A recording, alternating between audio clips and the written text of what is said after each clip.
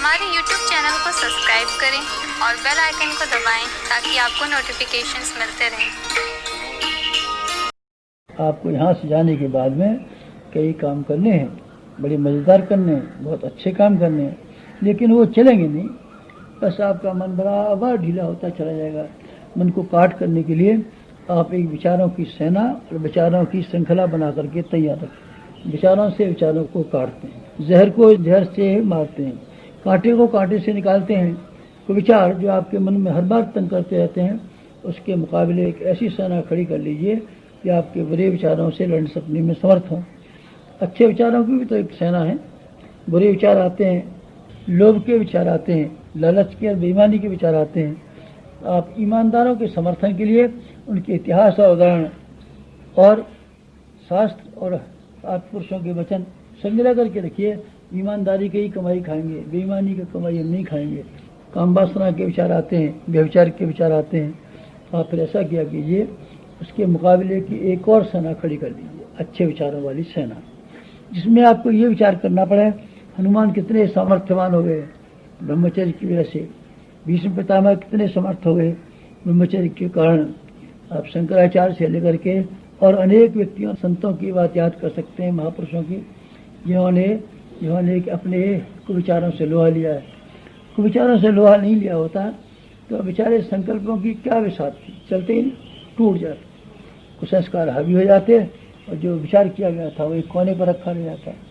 और ये ऐसे आपके मन में विचारों की एक सेना तैयार कर ली है तो आपके लिए सरल होगा कि जब बेईमानी के विचार आएँ, काम वासना के विचार आएँ, ईर्ष्या के विचार आएँ, अध्यापतन के विचार आएँ, तो उनकी रोकथाम करने के लिए आप अपनी सेना को तैयार कर दें, उनसे सामने से लड़ा दें। लड़े बिना कैसे चलेगा बताइए? रावण से लड़े बिना कहीं काम चला? दुर्योधन से लड़े बिना कहीं काम चला? कंस को लड़े बिना कहीं काम चला? लड़ाई मोहब्बत की है अथवा कैसी है, हिंसा की है हिंसा की है, ये मैं इस वक्त आपको कुछ बात नहीं कह रहा हूँ। मैं तो ये कह रहा हूँ आपको अपनी बुराइयों कमजोरियों का मुकाबला करने के लिए भी और समाज में फैले हुए अनाचार से लुहा लेने के लिए भी हर हालत में आपको ऐसे ऊंचे विचारों की सेना बनानी चाहिए जो आपको भी हिम्मत देने में समर्थ हो सके और आपके समीपवर्ती वातावरण में भी नया माहौल पैदा करने में समर्थ हो सके। ये संकल्प भरे विचार होते हैं। हजारी किसान ने ये फैसला किया था कि मुझे 1000 आम के बगीचे लगाने हैं, बस घर से निकल पड़ा। तो उसकी बात लोगों ने मान ली। क्या मान ली? वो संकल्पवान था। संकल्पवान नहीं होता था ऐसे ही व्याख्यान करता फिरता, साहब हरे पेड़ लगाइए, हरियाली उगाइए, हरे पेड़ लगाइए, हरियाली उगाइए, तब फिर कोई लगाता क्या? सरकार कितना प्रचार करती है, कोई सुनता है क्या? सुनने के लिए यह बहुत ज़रूरी है कि जो आदमी उस बात का कहने के लिए आया है संकल्पवान हो। संकल्पवान का अर्थ ऊंचे सिद्धांतों को अपनाने का निश्चय, और उस निश्चय में कोई रास्ता में व्यवधान ना आवे। इसलिए थोड़े थोड़े समय के लिए ऐसे अनुशासन जिससे कि स्मरण बना रहे, मनोबल बढ़ता रहे, मनोबल गिरने न पाए, संकल्प की याद करके आदमी अपने गौरव गरिमा को बनाए रह पाए। इसलिए आपको वृक्षशील होना जरूरी है। वृक्षशील आप रह कीजिए। पीले कपड़े पहनाने का आपको कहा गया है, ये वृक्षशील होने की निशानी है। दूसरे लोग पीले कपड़े नहीं पहनते, आपको पहनने चाहिए। इसका मतलब यह है दुनिया का कोई दबाव आपके ऊपर नहीं और दुनिया की नकल करने में और अनुकरण करने में आपको कोई मजा नहीं है। ये क्या है? ये वृक्षशील की निशानी है कि भोजन जैसा भी हो, खराब है तो खराब से क्या करें, खराब से ही काम चलाएं। लेकिन उन्हीं साथ जायका अच्छा नहीं लगता और वहाँ कचौड़ी खाने में मत कीजिए। ऐसा तरह तरह के व्यंजन और तरह तरह के स्वादिष्ट भोजन की मत चलाया कीजिए। इससे क्या होगा?